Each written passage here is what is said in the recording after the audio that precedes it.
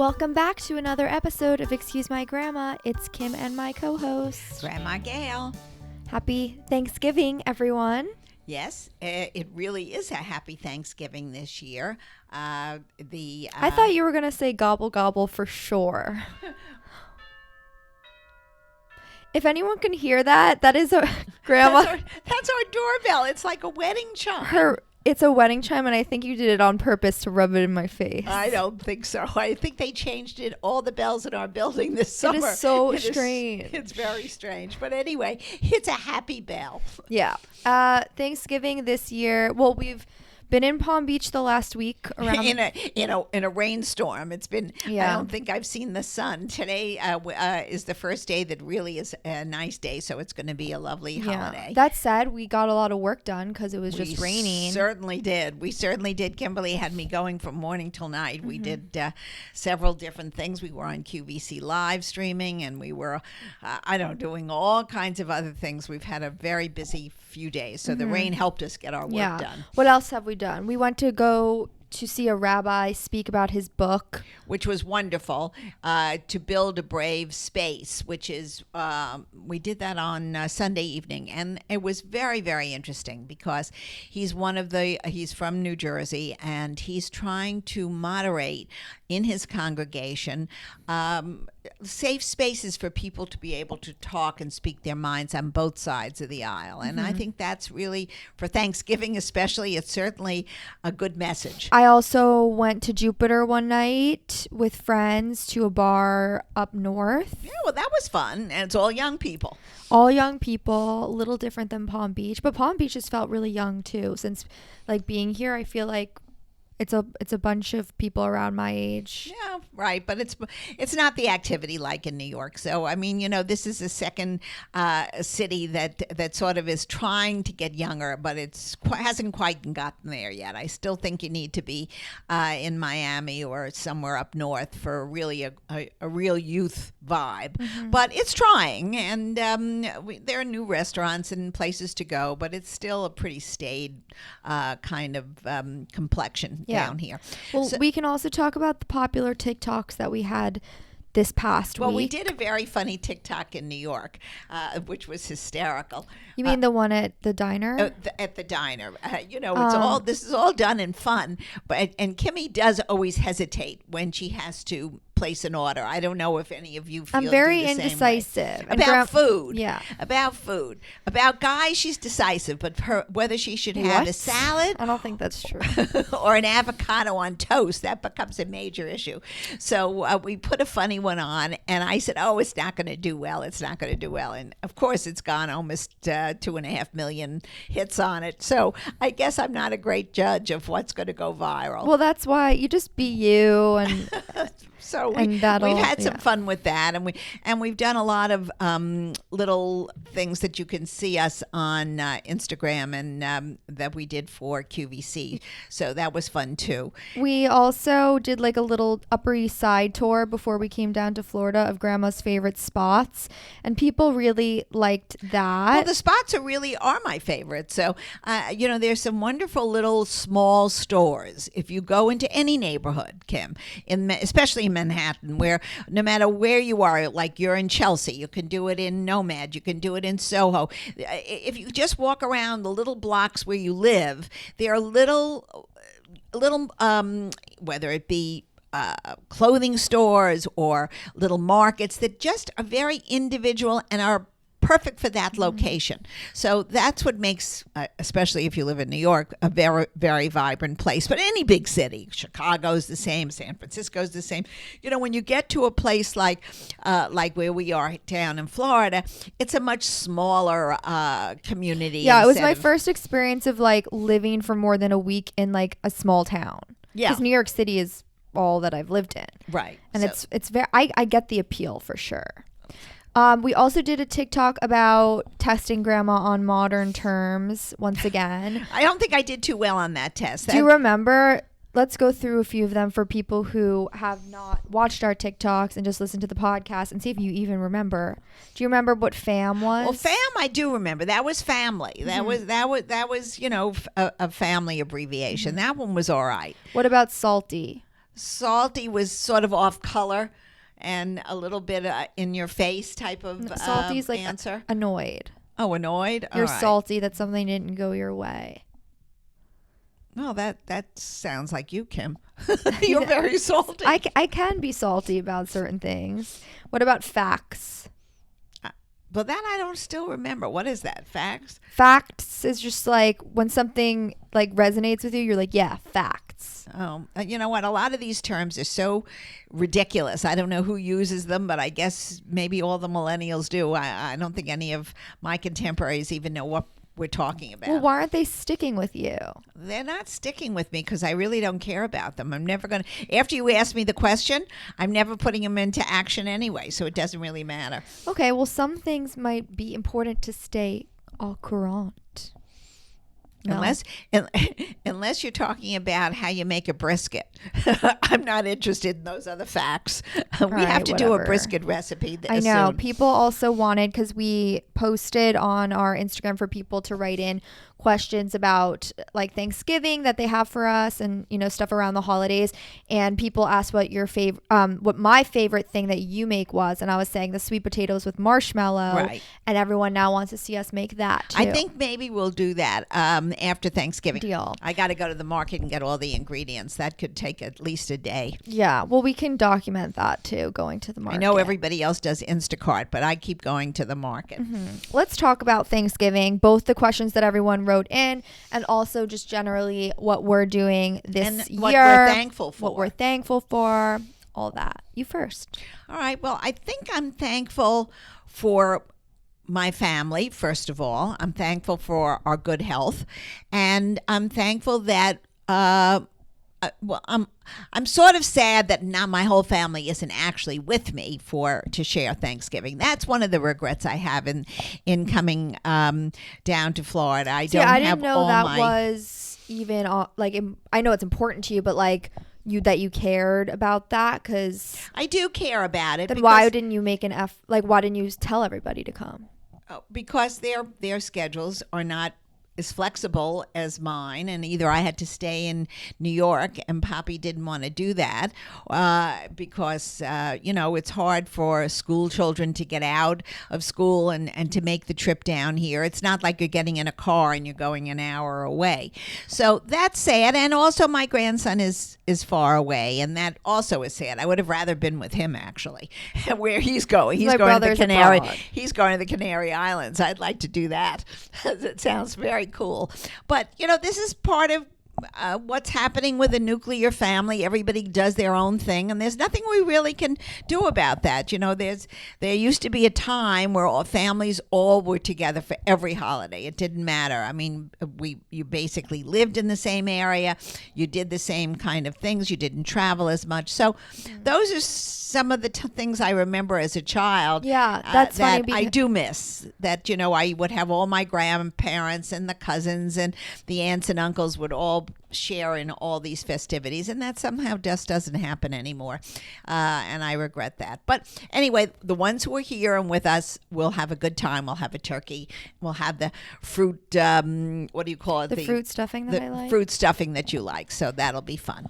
Yeah, it's interesting. A lot of the questions people wrote in were about what was your first Thanksgiving memory and your favorite holiday memory or hosting throughout the years and why. And I feel like that kind of answered it. Yeah, I think it was a time when my mother used to make all her special dishes, and she would have a wonderful. My mother was a terrific cook, and she would have her special marble cakes out and her Jello molds with the marshmallows inside. Those are things that nobody even eats anymore. Yeah. But I don't even think I've ever seen a marble cake in the last. What's a marble cake? It's half vanilla and half chocolate, and they swirl it. I don't know how my mother used to do it, but it was really one of the happiest things I really can remember the smell that when I came home from school and she had a cake in the oven. It's a fond memory, and I still think about it. I really do. Interesting. It's funny how like sensory memories can be. Absolutely. Sometimes. Absolutely. For good and for bad. That was a good memory.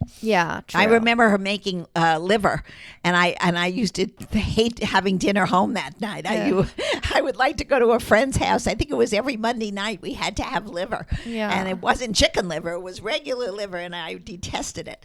But whatever. I don't know my like favorite holiday memory, but I think if I try to think of like my first, I definitely remember watching like the Macy's Day Parade on TV. Oh, sure. That was always a fun thing. I used to come, when I was a little girl, I used to come in from the suburbs, and I used to go to my grandmother's house, and she had a place overlooking the park. Oh, that's and we lucky. and we used to go look on Central Park West. Most of us watch on television. I know, but we did. Well, this was we're talking about in the early 50s. Yeah. So and that was a big day. That was a big outing for us. Yeah. Yeah, well, now that I think about it. So let's go through some more of these questions about the holidays. People wanted, our advice about.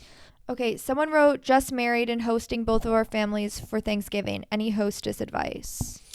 Well, I think my advice is to take a deep breath, because it's going to be stressful. And make sure that you find out if anybody has any food allergies. That is becoming a big issue today. So before you go to all the effort and the shopping, make sure you check with the other family, or your husband's family or your wife's family, if they have anything they can eat. And then sort of try to make it simple for yourself. Do one main course, whether it be chicken or turkey or ham or whatever you want to make. Just have one. And then make a lot of different sides that people can sort of dig into. You can have string bean casserole. You could have potatoes, either with marshmallows or just mashed potatoes, and people sort of like that. And then I think an addition to Thanksgiving would be some kind of cornbread, which I think is so delicious. And it's sort of this time of the year. It's still looks pretty on the table. It adds a little yellow color. And also I would put on the table, make the table festive. Put pumpkins on the table. Do some different height candles, so that it sort of looks like you really put an effort in. You don't have to spend a lot of money. If you don't want to do floral arrangements, which are costly, and sometimes you can't see over them anyway to look across the table, you can always put little things along the center of the table that sort of remind you of the holiday.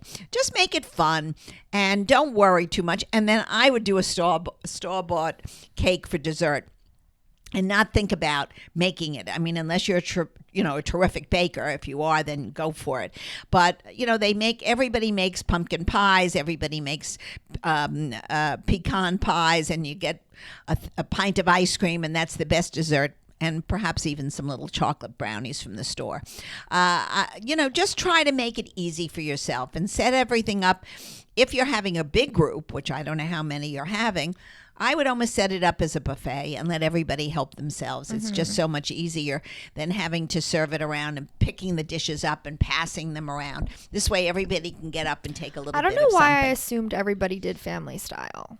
But I guess maybe not. Well, I think you can do family style if it's 8 people around a table. But if you've got now maybe 14 or 16, right, you start passing the plates all the way around, and the little kids can't pass the plates if there are any younger siblings in the mix. So make it easy. Whatever is easier for you. Even now so often people have open kitchens, and I think there's nothing more wonderful and sort of warm for the holidays. Put it on your kitchen island and let everybody go and sort of pick what they like, and then they can take as much or as little, and it works. Okay, what are some not so expensive hostess gift ideas other than alcohol to bring? Well, I think cookies. any kind of little desserts, or even what I like, because I happen to like it, is sometimes you get a package in the in different stores with nuts and apricots and dates, and people like to nibble on it after dinner, and if you're sitting around talking, and it also looks pretty if you put it on the table. So I don't think you have to spend a lot of money for a gift. It's just a little thank you. If you're going to a more formal kind of holiday dinner, and you don't really want to give a food a perishable, sometimes just a nice book is always appropriate. People like it, whether it be a cookbook, a style book, or a thoughtful a new book that's just come out. I mean, I just think that's a great hostess gift. Mm-hmm. What if you don't like the person who you sit next to at dinner? Well, if it's family, you have to just close your mouth and just be as nice as you can. You know what? This is the holiday time. This is not supposed to be a date. You have to try to be as flexible as you can, and try to be nice. You know, it's a time for forgiving. It's a time for charity, and it's a time to be grateful and not to be petty and go back on old hurts and dislikes. So try to rise above it. Yeah, or maybe like limit the combo and talk to the person on your other side. Well, that's a little rude. Oh no. I don't know if people pick up on that stuff. I don't know. I think most small family gatherings, there's always a little bit of an issue, but you know what? You overlook it. It's still family. Mm-hmm. We did answer, some of this on Instagram, but like, what about outfit ideas for what to wear to Thanksgiving? Well, I do think that people should dress up a little. I don't think it should be the normal sweatpants that you're walking around in, or that you might be preparing the meal in. I think it's nice if you want to put on a little dress, it's fine, or a nice pair of pants and a sweater or a shirt. I think whatever, just up it a little. It doesn't have to be an extravaganza, because everybody is sort of casual now, especially if it's at home. I think you find out from the hostess how she wants everybody to come. If she says, "Oh no, please dress up," then put on your finery and go the little extra mile. If she says, "No, just casual," I would be casual but not super casual. Yeah. This is a question like I would write. When can you leave the party? Well, I think after dessert. You can't leave before. Yeah. And I sometimes think if it's a family gathering, you have to sit around a little bit and talk. But it's always difficult who the first one to leave is. And in every family, there's always one that gets up first, and then you can go afterwards. Yeah. I think that... I feel like with us, I'm always like the last to leave when you host. Well, I think, sometimes, unless it's a very late night, usually family occasions over by like are 8. over by 8:30. So where's the rush? Right. Even 8 o'clock. I mean, that's a late night. So I think, sit around, maybe catch up with one of the relatives that you haven't seen in a while, or just update what you've been doing. It makes people feel that there was a reason for coming. Yeah. Stuffing in the bird or out? No, definitely out. It's not supposed to be put in. I think it's actually not healthy to put the stuffing in. What do you mean healthy? I think you mean that like was the raw. I think there was a thing a few years back that said that the juices from the turkey made it unhealthy to put the stuffing in. So I think the stuffing is on the stove, and then you just add it. You can, at the last minute, you can either put it inside the turkey before it comes to the table, or in a separate dish. I don't think you're supposed to cook the stuffing in a turkey, but you can check that out, everybody. I'm not a professor, but I do remember there was a controversy about that. Do we have a holiday tradition? About Thanksgiving? Yeah. No. It's just, I think Thanksgiving is a very American holiday. All nationalities, all ethnic groups, all it's part of Americana. It is what it is. I don't think it's a terribly grave holiday that anybody has to worry about. It's a day, really, that everybody is supposed to sit around the table and really say what they're thankful for. And I think everybody living in our wonderful country has something to be thankful for. The saddest case could even be sadder. So I think each person gives whatever they think is really their blessing. Mm-hmm. And I think it's well worth remembering. It is a day of gratitude. Yeah. Speaking of seat arrangements, do you do them personally? And if so, like, how do you plan them? Well, seating arrangements work if you're not in a family group. In other words, if you've got people who are coming that are new to the group, to the holiday dinner, then I would definitely have a seating plan, because they can't stand around and say, "Oh, where am I going to sit? Where am I going to sit?" It's actually quite it's uncomfortable. But if it's a family one, you just say sit wherever you want. It doesn't really matter. I mean, usually it tends to mothers and fathers sit together, and the kids sort of sit next to their parents or next to their cousins that who they haven't seen in a while. I don't think that really matters. It really becomes, the seating arrangement really becomes important when you have people who are not relatives and who are coming in cold. And then I think it's appropriate to put place cards down for everybody. Yeah. I feel like with the family, you definitely don't do the place cards, but you always kind of like encourage. You're like, "Oh, Kim, why don't you sit there next to X?" Well, they would, because it's fun also to sometimes do conversations with cousins or aunts or whatever. And I think that's a nice thing. That's really what the whole holiday is supposed to be about. So an exchange of ideas and an exchange of gratitude. So I think any way you can do that is a plus. Okay. Question: wine glasses on a set table. Use them for pre-dinner drink?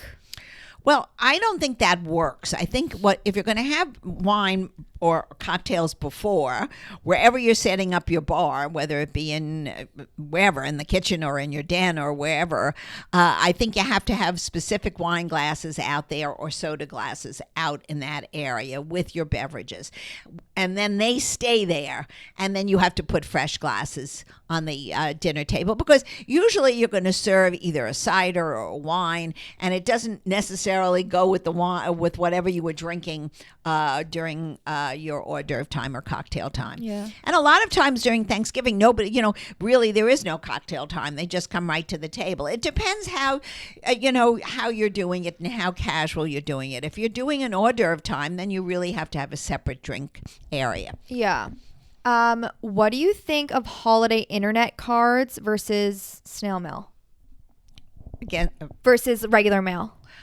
Well, I know that everybody does things now so cutely over the phone and with those little cute little emojis and all that.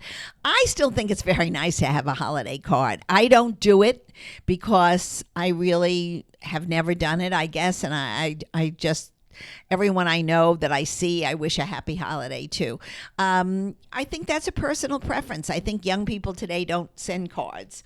I've tried to buy certain kind of cards in a card store, which no longer exist, but I go to the market sometimes and they have cards in a rack or in the drugstores, and they're getting less and less. So I guess the popularity of a card through the mail is not as much. If someone invited me to a party in the mail, I wouldn't show up because I wouldn't have checked my mailbox. Well, that's very millennial. We still go to our mailbox every day, and we get our mail delivered. So, and I still like it, but you get less and less. I would say almost 80% of the invitations sent to me are actually on a text message or an email. So you're absolutely right. It's an industry that is sort of petering out. Except for like weddings or bar mitzvahs. But I don't know. Maybe some of those are going over. Yeah, who knows? I don't know. Invited to either. I haven't been to a wedding or a bar mitzvah. No, I have been to a wedding, and that was a beautiful invitation. Yeah. You're right. But I haven't been to the other in a long time. But eventually... I don't have everyone's I know's address. Well, that's because we basically don't write letters anymore, which is so sad. Yeah, so I'd have to text everyone I would want to invite and say, what's your address so I can send you mail? Yes, I think probably correct. It's kind of weird. I like this question. Advice for bonding with new boyfriend's family over the holidays. First time meeting on a week-long vacay. On a week-long vacation? Yep. Well, I think that takes a little stamina. I think the first meeting together should be cordial and, introduce yourself and or your boyfriend or girlfriend, whoever's doing the introducing, has to introduce you to the family, and then hopefully, all the pleasantries will follow. You have to talk about your where you went to school, where your job is, where you live now. I mean, all the little nonsense conversation that builds up into the week. Yeah. And then hopefully, as the week goes on, you develop some bonding, whether it be over just taking a walk together or sitting around a table together, eating food, or playing a game after dinner. And and if it's a good thing and everybody gets along, it'll be a good week. If it's not, it's a strain on the relationship. And there's nothing you can do about it. Certain personalities go together very quickly, and others have to be developed. Yeah. And I think positivity goes a long way, because that's something that like people pick up on that energy right away. So like, I feel like in my own experience, I'm just like, this is amazing. This food is great. You made your house is so pretty. The table's so good. Like, you just have to kind of kill them with kindness. Well, I think that's the right thing anyway. Yeah. I mean, if you're a guest or if you're going with somebody, you have to be in a positive mode. People love to be complimented. Right. And nobody wants to be around negativity, especially during the holidays. Yeah. What do you do with guests who have had a little too much to drink? Well, that is an issue. I'm not big on drinking, so I don't know. I think if you see it happening, I think you have to go over to them and say, maybe that should be all you have tonight. It seems like you're getting a little too tipsy, or go to their if they're married, to their partner and say, you know what, I think they're getting a little bit out of hand now. Maybe you should take them upstairs or go take a walk outside, depending on what time of the day it is, what time of the evening it is. I don't know. I think at some point people have to stop drinking till they're sick. So I don't surround myself with people who drink too much, because I'm uncomfortable with it.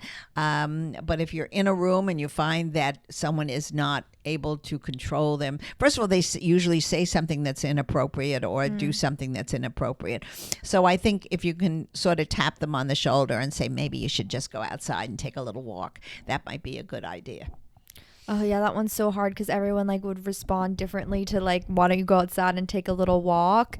But I think maybe just, you don't want to punish your other guests by like just taking all the alcohol away. So it's a hard one. And It is a hard one. It would be best off if they have a friend or somebody alongside them that says, you know what, let's step outside for a bit. Or just hand them a glass of water. No, well, I don't know. We were just talking about cocktail hour, like depending how people serve their hors d'oeuvres and stuff. How long do you think that appetizer cocktail? No more. For me, no more than 40 minutes. There is a 40-minute rule. Over 40 minutes, it's over. The whole evening becomes over. I mean, if you're having a cocktail time, really enough is enough. For me, would be a half hour, would be perfect. But I know that not everybody arrives at the same time. So I give them 45 minutes at tops, and then we go in for dinner. Yeah, I feel that even less, like with family, I feel like even less than 45 minutes. With friends, I would say like an hour plus. Well, if the people enjoy drinking, then I guess it does. But to me, once it's over 45 minutes, you're drinking too much. You're not going to enjoy the meal. How do you balance the holidays between you and your partner's families? Well, I guess we were very lucky because I got along with my in-laws and my parents, and we all lived in a similar area, and we all celebrated the holidays together. So we balanced it because that was what it was. I think if you have family, that are out of town and you have to share locations, then you have to go 1 year to one family and 1 year to another family, unless one of the families wants to travel. I think it's important to say that you're sharing. I think sharing occasions is a good thing if you're not fortunate enough to all be in the same community and get along. Mm-hmm. There are a lot more questions surrounding the holidays, like Christmas, Hanukkah, what to wear, hosting gifts, and I think maybe we'll save that for an episode closer to those holidays. I think that's a great idea, Kim. Okay, so for those who didn't get their questions answered, don't worry, we'll get to it. Thank you guys for listening. Another great episode of Excuse My Grandma. And enjoy your holiday with whoever you're with, and just remember that love conquers all, and just give everybody a special kiss for the holiday. Yes. And I am thankful also for my family, for how lucky we are with so many things in our lives, and let there be my peace on earth. imagination. Love my imagination. That's very good. And peace on earth. Peace for on all. earth. Yes. So you guys know how to follow us. Excuse My Grandma on Instagram, TikTok. Rate us 5 stars wherever you're listening. See you next week. Okay, bye.